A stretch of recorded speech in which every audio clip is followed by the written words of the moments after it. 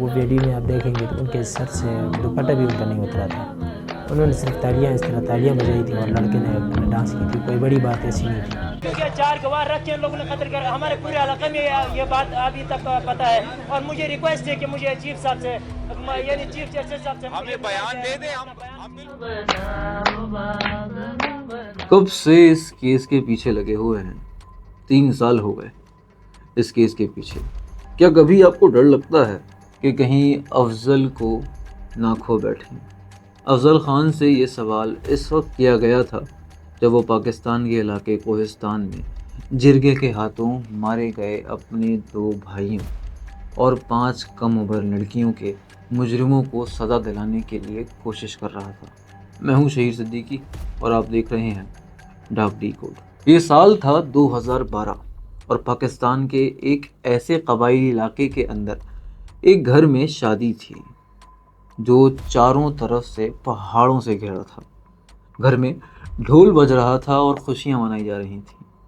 ایک کونے میں 5 لڑکیاں بیٹھی تالیاں بجا رہی تھیں جبکہ درمیان میں 2 بھائی رقص کر رہے تھے.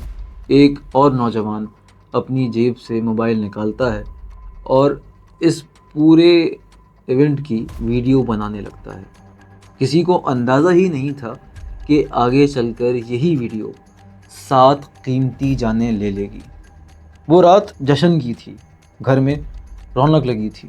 ویڈیو میں کچھ بھی خاص نہیں تھا، صرف 2 لڑکے ناچ رہے تھے اور انہی 2 لڑکوں کے ساتھ کچھ لڑکیاں بیٹھ کر تالیاں بجا رہی تھیں.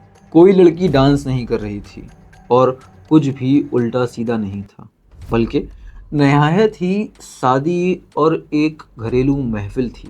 لیکن یہ ویڈیو نہ جانے کیسے انٹرنیٹ پر لیک ہو گئی اور اس لیک کے بعد اگلے 7 سال کے اندر 7 انسان قتل کر دیے گئے.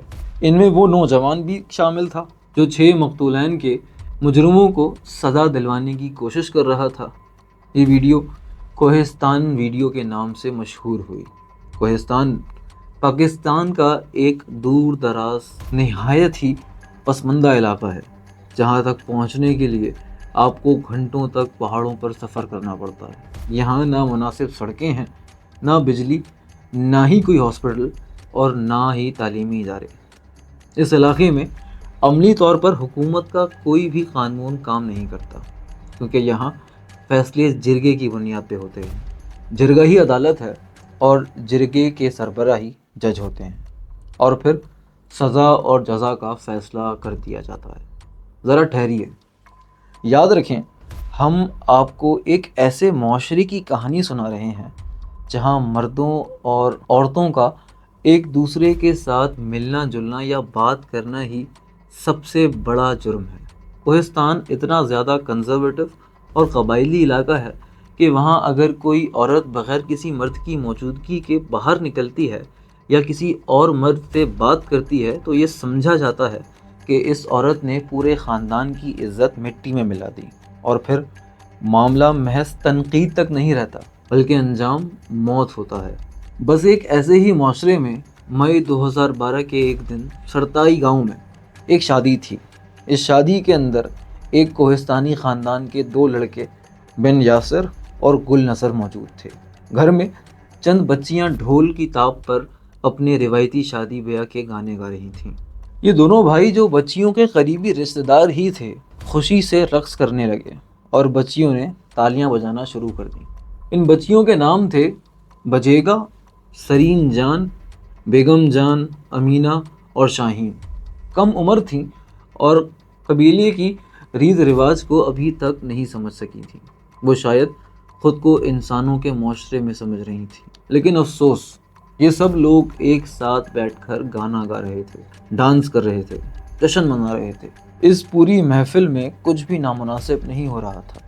لڑکیاں بھی بیٹھی ہوئی تھیں، صرف لڑکے ڈانس کر رہے تھے. کچھ بھی پرابلمٹک نہیں تھا اس پورے فنکشن میں اور نہ ہی اس ویڈیو کے اندر. لیکن ایک ایسا مسئلہ تھا جو یہ بچے سمجھ نہیں پا رہے تھے اور یہی مسئلہ نام نہایت غیرت کا مسئلہ بن گیا. ویڈیو کے اندر رقص کرنے والے لڑکے ایک الگ قبیلے سے تھے اور جو لڑکیاں تھیں وہ ایک الگ قبیلے سے تھیں، اور جیسا کہ میں نے بتایا ہی تھا کہ دو الگ قبیلوں کے مرد اور عورت اگر ایک ساتھ بات کریں تو دونوں قبائل کی ناک کٹ جاتی ہے۔ اور خوشی کی تقریب میں جب دو نوجوان رقص کناں تھے، وہاں موجود ایک لڑکے نے ویڈیو بنائی اور پتہ نہیں کیسے یہ ویڈیو دونوں قبیلوں کے اندر گردش کرنے لگی۔ دھیرے دھیرے جیسے کوئی ویڈیو وائرل ہوتی ہے پھیلنے لگی تھی، اسی طرح یہ ویڈیو بھی گاؤں کے سارے لوگوں کے موبائل فون تک پہنچنے لگی۔ اور گاؤں والوں کے لیے سب سے زیادہ شرم کی بات یہ تھی کہ ویڈیو گاؤں کے باہر بھی لوگوں تک پہنچنے لگی تھی۔ ویڈیو کے گردش ہوتے ہی جرگہ بلایا گیا۔ اس کے جرگے کے لیڈر جاوید آزاد خیل نے سب لوگوں کے لیے نہایت خوفناک اور دردناک سزا کا حکم دیا، جس کے بعد سزائے موت پر عمل کیا جانا تھا۔ یہاں کہانی کے اندر ایک نیا کردار بھی متعارف ہوتا ہے جس کا نام تھا افضل کوہستانی۔ ویڈیو کے اندر جو دو لڑکے ڈانس کر رہے تھے، افضل ان دونوں کا بڑا بھائی تھا۔ جیسے ہی افضل کو یہ خبر ملی کہ جرگے نے فیصلہ کیا ہے کہ ویڈیو میں نظر آنے والے تمام لڑکے اور لڑکیوں کو موت کی سزا دی جائے، افضل نے لڑنے کا فیصلہ کر لیا۔ لیکن یہ جنگ قانون کے دائرے میں رہ کر لڑنے کے لیے قانون کا دروازہ کھٹکھٹایا۔ افضل کا یہ فیصلہ براہ راست جرگے کو چیلنج تھا، جو اس سے پہلے کسی کی جرت نہیں ہو سکی تھی۔ اس نے جا کر پولیس اسٹیشن میں FIR درج کرا دی۔ ایسے ریموٹ علاقے میں جہاں نام نہایت عزت ہی سب کچھ ہے، جہاں پاکستانی قانون کام نہیں کرتا، جہاں صرف جرگہ قانون کام کرتا ہے، اس جگہ اپنی کمیونٹی کے خلاف جانا، اپنے قبیلے کے خلاف جانا اور اپنے رشتہ داروں اور اپنے خاندان کے خلاف جا کر ایسا قدم اٹھانا کوئی اور چھوٹا قدم نہیں تھا۔ اس کا مطلب سیدھا سیدھا موت کو دعوت دینا تھا۔ افضل پولیس میں تو شکایت کرتا ہی، مگر پھر اسے خبر ملتی ہے کہ ویڈیو میں نظر آنے والی تمام لڑکیوں کو 30 مئی 2012 کو قتل کر دیا گیا، مگر قتل سے پہلے ان پر ہولناک تشدد کیا گیا۔ اس نے بتایا کہ ان لڑکیوں کو ایک کمرے میں بند کیا گیا اور روزانہ صبح ان کے کمرے کا دروازہ کھولا جاتا، ان پر گرم پانی پھینک دیا جاتا اور وہ تڑپتیں اور چیختی رہتیں۔ پھر شام میں کمرے کا دروازہ پھر کھولا جاتا اور ان پر جلتے ہوئے کوئلے پھینک دیے جاتے۔ کئی روز تک جاری اس تشدد سے لڑکیوں کے جسموں پر بڑے بڑے چھالے پڑ گئے، جسم کی چربی جل کر پگھلنے لگی اور زخم اذیت ناک ہوتا گیا، ایسا کہ لڑکیاں خود بھی موت کی تمنا کرنے لگیں۔ افضل نے یہی کہانی پریس کے سامنے جا کر سنا دی اور اس نے سارا کا سارا ڈیٹا پریس کے سامنے رکھ دیا۔ افضل نے پریس کے سامنے بتایا کہ جیسے ہی ان کی شادی والی ویڈیو گردش کرنے لگی تو جرگے نے سیدھا سیدھا یہ حکم دے دیا تھا کہ سارے لوگوں کو اکٹھا کر لیا جائے، اور جو 5 لڑکیاں تھیں سب کو پکڑ لیا گیا تھا اور ان سب کو پکڑ کر ایک بہت ہی چھوٹے سے کمرے میں ڈال دیا گیا۔ یہاں یہ بتانا بھی ضروری ہے کہ شاہین اس ویڈیو میں موجود نہیں تھی، مگر اسے صرف اس لیے پکڑ لیا گیا کہ جب ان لڑکیوں کو پکڑا گیا وہاں شاہین بھی موجود تھی۔ 30 مئی 2012 کی رات کے 2 بجے جرگے نے اپنا آخری فیصلہ سنایا کہ سب لڑکیوں کو مار دیا جائے۔ اس دن چھوٹی سی جیل کا دروازہ آخری بار کھلا تھا، کیونکہ آخری دن جو تشدد کرنے والے تھے وہ اس کمرے میں گھسے۔ انہوں نے ان سب لڑکیوں کے ہاتھ پاؤں باندھ دیے اور ایک چاقو لے کر ان سب کا گلا کاٹ دیا۔ اور سب سے دردناک بات یہ تھی کہ یہ کسی باہر والے نے نہیں کیا، بلکہ انہی لڑکیوں کے خود گاؤں والوں نے کیا تھا۔ یہ سب ان کے خود کے باپ، چاچا، بھائیوں نے اپنے ہی ہاتھوں سے کھولتا ہوا پانی ان کے اوپر پھینکا، انگارے پھینکے، اور آخر میں ان کے خود کے خاندان والوں نے انہی کا گلا کاٹ دیا۔ گاؤں کے اندر ایک بھی انسان ایسا نہیں تھا جو جرگے کے اس حکم کے خلاف کچھ بول سکے، اس کے فیصلے کے خلاف کچھ بول سکے، کیونکہ سب کو اپنی جان پیاری تھی۔ افضل کے علاوہ کسی نے بھی آواز نہیں اٹھائی، بلکہ افضل نے تو باہر جا کر کئی سارے جرنلسٹ کو پوری کہانی سنانے کے بعد ان سب کو موت کے گھاٹ اترنے سے روکنے کی کوشش بھی کی تھی۔ افضل کو لگا کہ وہ جرنلسٹ وغیرہ کے پاس جائے گا، پریس کے پاس جائے گا اور یہ سب بتائے گا تو شاید وہ جا کر اس گاؤں میں ان لڑکیوں کو بچا لیں گے، لیکن کافی دیر ہو چکی تھی۔ لیکن یہ ویڈیو جو پوری کہانی تھی اب پریس میں لیک ہو چکی تھی۔ ہر نیوز چینل پر اس کہانی کے بارے میں بات کی جا رہی تھی اور اب یہ پوری نیشن وائڈ نیوز بن چکی تھی۔ یہ پورا واقعہ، یہ پوری کہانی اتنی بڑی ہو چکی تھی کہ اس وقت کے چیف جسٹس پاکستان افتخار چودھری نے خود نوٹس لیا اور بغیر کسی شکایت کے اس کیس کو سننے کا فیصلہ کیا گیا۔ عدالت نے ایک فیکٹ فائنڈنگ کمیشن بنایا جو خود جا کر اس کیس کے بارے میں تفصیلات نکالے گی، ثبوت ڈھونڈنے کی کوشش کرے گی۔ لیکن یہاں سے چیزیں اور زیادہ عجیب ہونا شروع ہو گئیں۔ فیکٹ کمیشن کوہستان پہنچا، پورے گاؤں والوں سے کہا کہ ہمیں ان 5 لڑکیوں سے ملنا ہے، اور ان گاؤں والوں نے ان 5 لڑکیوں کو سامنے لا کر کھڑا کر دیا۔ کیونکہ کمیشن نے لڑکیوں کو شکلوں سے نہیں پہچانا تھا، اس لیے کیس کی رپورٹس میں لکھا کہ یہ تو کوئی مقدمہ ہی نہیں، وہ تو زندہ ہیں، اور یہ کیس وہیں بند ہو گیا۔ لیکن افضل نے یہ ماننے سے انکار کر دیا۔ اس نے کہا کہ کمیشن کے سامنے گاؤں والوں نے کوئی اور ہی 5 لڑکیوں کو پیش کر دیا ہے، یہ وہ 5 لڑکیاں نہیں ہیں۔ افسوس، اس کمیشن میں حقوق انسانی کی علمبردار فرزانہ باری بھی تھیں، اور انہوں نے خود کہا کہ انہیں بھی شک ہوا تھا، اور انہوں نے بعد میں کمیشن کو بتایا بھی کہ یہ بہت ممکن ہے کہ وہ جو 5 لڑکیاں گاؤں والوں نے دکھائی ہیں وہ 5 لڑکیاں نہیں تھیں جنہیں وہ ڈھونڈنے کے لیے گئے تھے۔ افضل نے ہار نہیں مانی، اور فرزانہ باری کی بات سننے کے بعد افضل نے فیصلہ کیا کہ وہ پھر سے ایک کمپلین فائل کرے گا۔ لیکن اس بار جب افضل نے کمپلین فائل کی تو اس کمپلینٹ کا نتیجہ اور زیادہ خراب تھا۔ 3 جنوری 2013 کے دن افضل کے 3 بھائی شاہ فیصل، شاہرولی اور رفاع الدین کو گھر کے اندر گھس کر گولی مار دی گئی، اور یہ گولی بھی انہی لوگوں نے ماری تھی جنہوں نے ان 5 لڑکیوں کو مارا تھا۔ گولی مارنے والے ان لڑکیوں کے ہی گاؤں والے تھے، ان لڑکیوں کے ہی خاندان والے تھے۔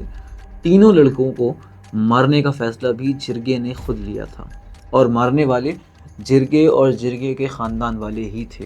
ایک ہی خاندان سے پہلے 2 بھائی مر گئے، اور اس کے بعد دوبارہ کمپلین فائل ہونے پر باقی 3 بھائیوں کو بھی مار دیا گیا۔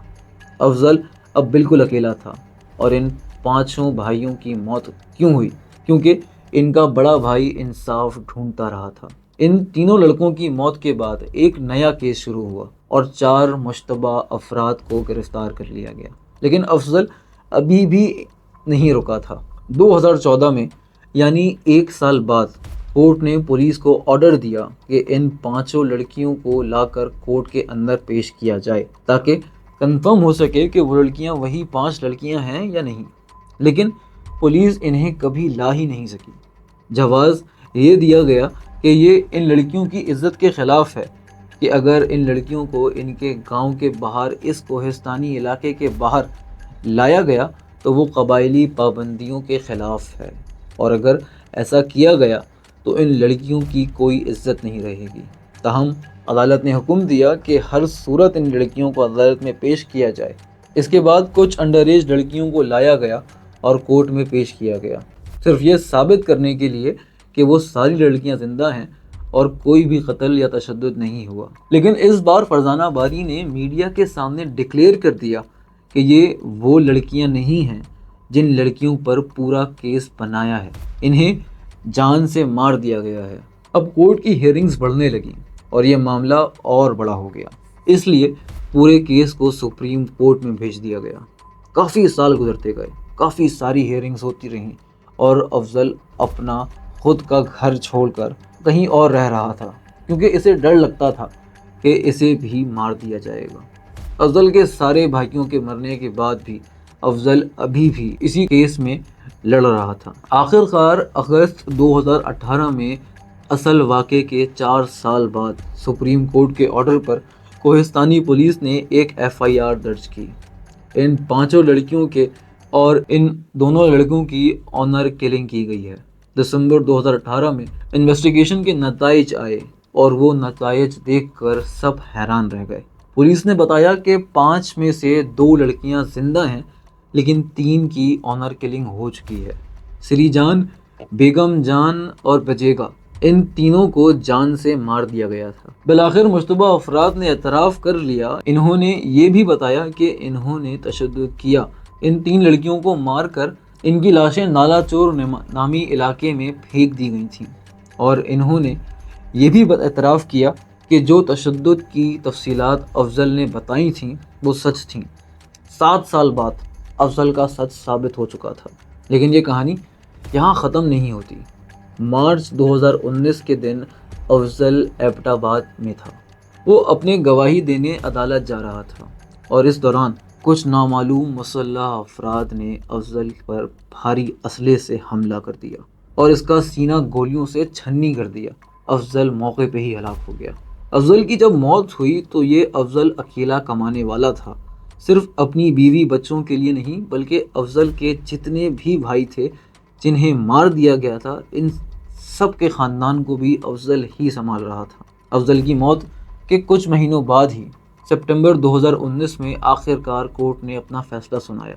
بجیگا کا باپ، سرین جان کا باپ اور بیگم جان کے بھائی کو قتل کے جرم میں عمر قید کی سزا سنا دی گئی، لیکن افسوس کہ اکتوبر 2023 میں ان تینوں کو بھی بری کر دیا گیا جنہیں پہلے سزا سائی کی گئی تھی۔ تو فائنل نتیجہ کیا نکلا کہ افضل خان کے ساتھ وہ ساری لڑکیاں اور ان کے سارے بھائی مارے گئے، لیکن سزا کسی کو بھی نہیں ملی۔ یہ پورا کیس یہ ظاہر کرتا ہے کہ پاکستانی قانون اور پاکستانی جسٹس سسٹم کتنا زیادہ کمزور ہو سکتا ہے۔ سارے ثبوت سامنے ہونے کے باوجود کسی کو سزا نہیں دی گئی، اور سزا دی بھی تو اسے واپس لے لیا گیا۔ اگر آپ کو یہ ویڈیو پسند آئی ہو تو ہمارے چینل ڈارک ڈیکوڈ کو لائک، شیئر اور سبسکرائب کرنا مت بھولیے گا۔ فی الحال کے لیے مجھے اجازت، اپنا خیال رکھیے گا، شکریہ۔